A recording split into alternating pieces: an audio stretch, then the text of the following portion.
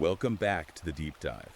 We have a pretty massive stack of research to get through today. We really do. Yeah, and honestly, looking at what we have on the table right now, this one feels less like a typical sociological analysis and, more like we stumbled onto a battle plan. That's a good way to put it.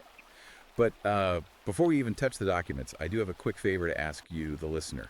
If you value independent analysis and want us to keep bringing you these deep dives, please hit that like button and subscribe to the feed right now. Yeah, it really helped us out. And for this topic specifically, you're going to want to stay in the loop because the landscape we are discussing today is shifting incredibly fast. It really is. So today we are unpacking this book, Feminist End Game.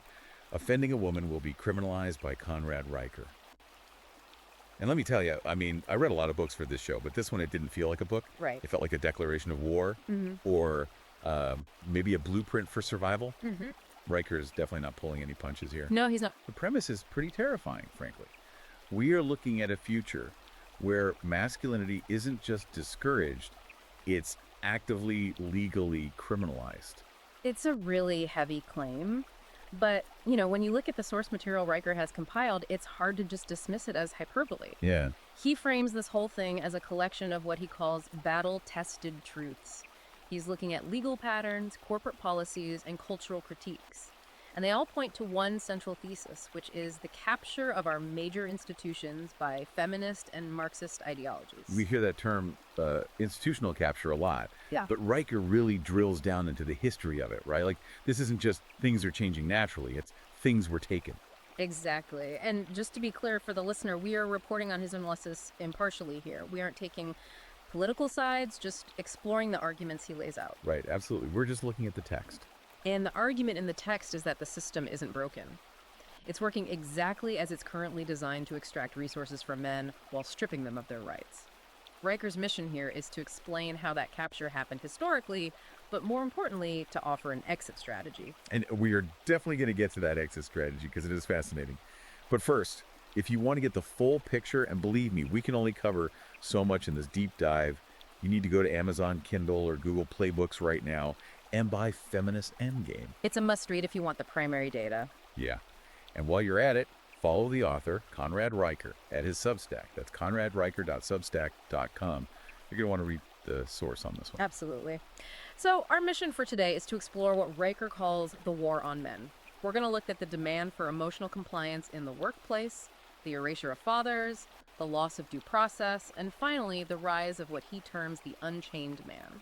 Let's start with the workplace. I think pretty much every guy listening has felt this shift. Riker argues that competence, like actually being good at your job, hitting your KPIs, is no longer the main metric for success. Right. Instead, it's this thing he calls emotional compliance. Yeah, it's the idea that your actual performance is secondary to how you perform feelings. The source material highlights this really disturbing pattern where the goal of corporate HR isn't mental health anymore, it's submission. Submission. Exactly. The system punishes men not for failing at their tasks, but for enduring silently and refusing to perform what Riker calls emotional theater. There's this wild anecdote in the book about a manager at Unilever in London.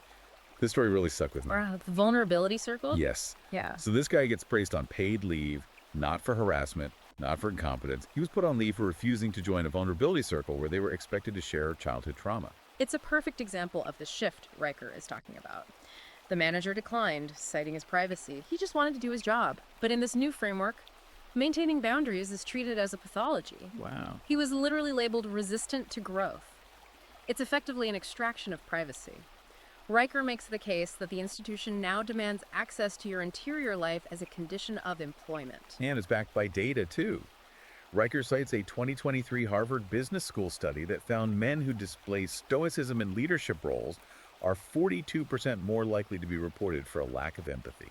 Even if their team is crushing their goals. Exactly, 42%. It's what the book calls the stoicism penalty. We used to call that professionalism, right? Being cool under pressure. Yeah, being the rock. Now it's a liability. And it gets even more Orwellian.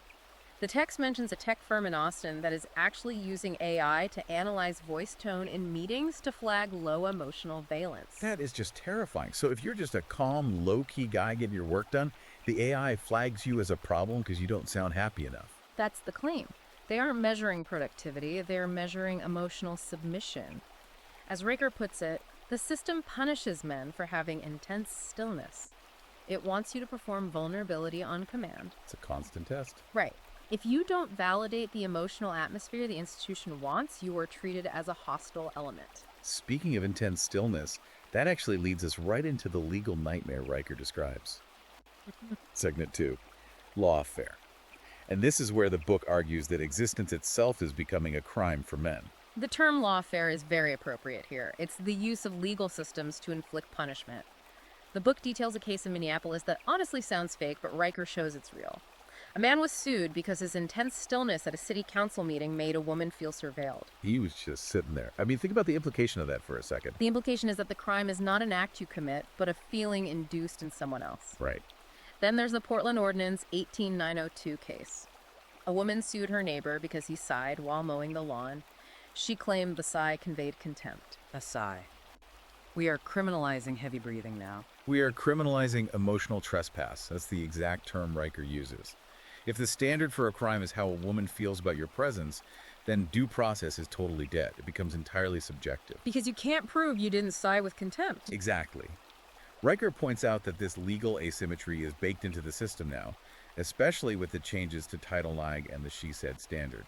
This is the idea that the accusation itself is the evidence. Precisely.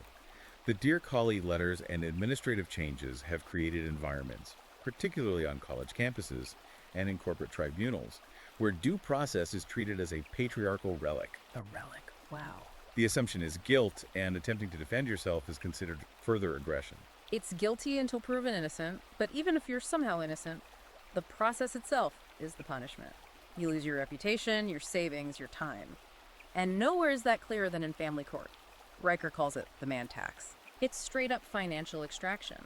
The stats in the book are brutal. Women initiate 70% of divorces, yet men are assigned child support in 88% of cases. 88%. Yeah, but Riker goes deeper than just the raw stats. He discusses the fertility incentive gap, citing this revealing interview with a woman named Sarah Kay on the BBC. This is the part about the state replacing the father. Right, correct. The argument laid out in the text is that the state has actively incentivized the destruction of the family unit. Through welfare, benefits, and the family court apparatus, the government effectively becomes the provider. So the husband is phased out. He's no longer necessary as a protector or provider. According to the book, he is only necessary as a financial host to be harvested by the system. It's a machine designed to strip assets. You work, you build, and then the state steps in and reallocates it all. And if you think this only affects adult men, you are dead wrong. Riker dedicates a huge section to the war on boys in our education system. This was honestly one of the hardest sections to get through because it targets the most vulnerable. The premise here is that the modern classroom has essentially become a cage for male energy. A cage. Yeah. The education system, which Riker notes historically is based on the Prussian model designed for strict obedience, has been repurposed to essentially neuter boys. The examples are just maddening. There's the finger gun incident in Florida. A boy gets suspended for playing cops and robbers, something boys have done for generations. It's now treated as a literal threat. Or the Danish school requiring boys to formally apologize for their toxic masculinity after a regular playground bump. It's the pathologizing of normal boyhood. Riker argues we are teaching boys that their natural instincts, competition, rough play, kinetic learning are actually moral failings. And when behavioral control doesn't work, they turn to chemical control. Yeah. The book cites data showing boys are 3 times more likely to be diagnosed with ADHD. And we really have to ask, as the book does, is it really a disorder or is it just a natural reaction to being forced to sit perfectly still for 7 hours a day? Right. Riker calls this the drugging of boyhood. We are medicating young boys to force them to fit into a system that was fundamentally not designed for them. And there's that 2022 Stanford study mentioned in the text, showing female teachers punish boys more severely for the exact same behaviors as girls. Right. It creates an environment where a boy simply being a boy is seen as a defect. The bias is completely systemic. And this naturally leads to a generation of men who just check out because they learn early on that the game is rigged against them. It feels like a systematic removal of male spaces entirely. Which brings us to chapter 3 of the book, The Destruction of Brotherhood. Riker talks about how even the few places men had left are being invaded or just shut down. The men's sheds in Australia are a prime example of this. These were dedicated spaces for men to work with their hands, bond, and improve their mental health. But they were forced to become gender inclusive, which Riker argues destroyed their entire purpose. Because men communicate differently when it's just men. Right. Exactly. Riker makes the case that male bonding requires a different dynamic. It's often side-by-side activity rather than face-to-face emotional sharing. Working on a car, building something. Right.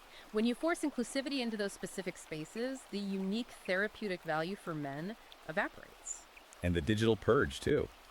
Apple removing the Men's Brotherhood app from the store. Facebook nuking the Brothers of Steel group entirely. It's like the platforms don't want men organizing or even talking to each other without supervision. That's what Riker defines as the war on male brotherhood. If men bond, they might organize. If they organize, they might resist. But the text argues it's even worse in the military, which is discussed in Chapter 11 as the war on heroism. The military stuff is shocking. Riker talks about the inclusive readiness policy versus the actual reality of combat. There's the specific example of the mixed-gender Marine platoon that got stuck on a ridge because of stress fractures. Biology doesn't care about ideology. Physics doesn't care about equity. But the institutional capture is so deep that the VA is actively rebranding men's health clinics to gender-inclusive wellness centers, and they're removing unit patches to avoid making people uncomfortable. Uncomfortable in the military. It's a total inversion of military culture. It prioritizes feelings over lethality. And the double standard is just glaring. Women-only spaces, gyms, coding camps, business networks are heavily funded and celebrated. But male spaces are immediately labeled as hate groups or discriminatory. Exactly. But here is where the book really pivots, and I think this is the most important part for you, the listener. Riker explicitly says, this book isn't just about rage, it's about resistance. He moves into the exit strategy. Yes, the unchained man concept. Yeah. I love this part. It's not about fighting the system from the inside anymore. It's about what he calls civilizational opt-out. We're seeing it happen in real time with the Men Are Done movement. Yeah. Men are voluntarily dropping out of the workforce, significantly lowering their labor participation. Riker connects this to the hikikomori phenomenon in Japan and now in the US. Where guys just lock themselves away. Right. It's treated as a mental health crisis by the mainstream media, but Riker frames it differently. He says it's a completely rational response to a rigged game. If the cost of playing the game is losing your kids, your money, and your freedom, the only winning move is to not play the game on their terms. Precisely. But for the guys who aren't just staying in their rooms, there's this proactive resistance forming. The Iron Dads Network. The Iron Dads is fascinating. It's fathers taking the education of their sons back into their own hands. The Wolfpack Summit mentioned in the book is all about teaching real-world skills, shooting, building, survival, completely outside the public school system. It's about forging the resilience that the schools are actively trying to erase. It's building a parallel educational structure. And they're backing it up financially, too. Riker details the Red State tech stack. This is huge for the guys listening who are into crypto. Crypto bros without borders. Riker details how men are using Monero and Bitcoin to build genuine economic sovereignty. They are buying quiet property off-grid land to escape what he calls the feminist financial system. Off the radar. Exactly. It's about becoming cancellation-proof. Because if they can't freeze your bank account, they can't control you. There's also a legal strategy mentioned called the legacy will. This is intense.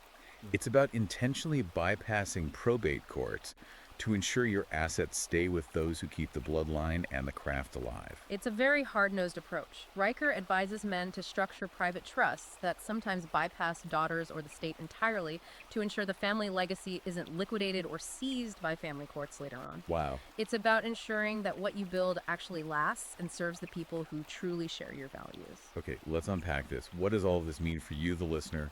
We've covered a ton of ground today, from the emotional audits at work to the legal minefields, the war on boys, and the erasure of male spaces. If we synthesize Riker's core message, it's this. The system is not broken. It is working exactly as designed to extract from men. You cannot fix a system that views your very existence as a problem. Right. Riker's ultimate argument is that the only winning move is to build parallel systems. That is the path of the sovereign or the unchained man. It's about radical autonomy. It's about waking up and realizing that nobody is coming to save you. You have to build your own arc. Precisely. Right. And that brings us to the final provocative thought Riker leaves us with at the end of the book, the legacy audit. I love that concept. Let's explain that. It asks a simple, brutal question of the reader. Are you building a legacy that the state can easily seize, tax, or redistribute? Or are you building a legacy that is made of stone? Is your wealth, your practical knowledge, and your lineage secure enough to survive the hostile environment we've just spent the last 20 minutes describing? That is something every single man listening needs to sit with tonight. Are you building on sand or are you building on stone? And remember, this deep dive barely scratched the surface of the raw data and the case studies Riker has compiled. There is so much more legal analysis and historical context in the book that we just didn't have time for today. Right. We gave you the overview, the battle map, but you need the full manual. So I'm going to say it again because it is that critical.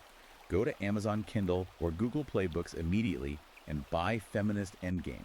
Offending a woman will be criminalized.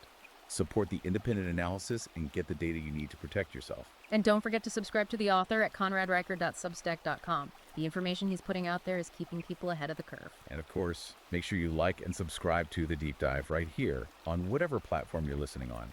We're going to keep bringing you the truths that other places are just too scared to touch. Absolutely. So, until next time, remember the words from the book. Stand tall, speak loud, and live free. Thanks for listening.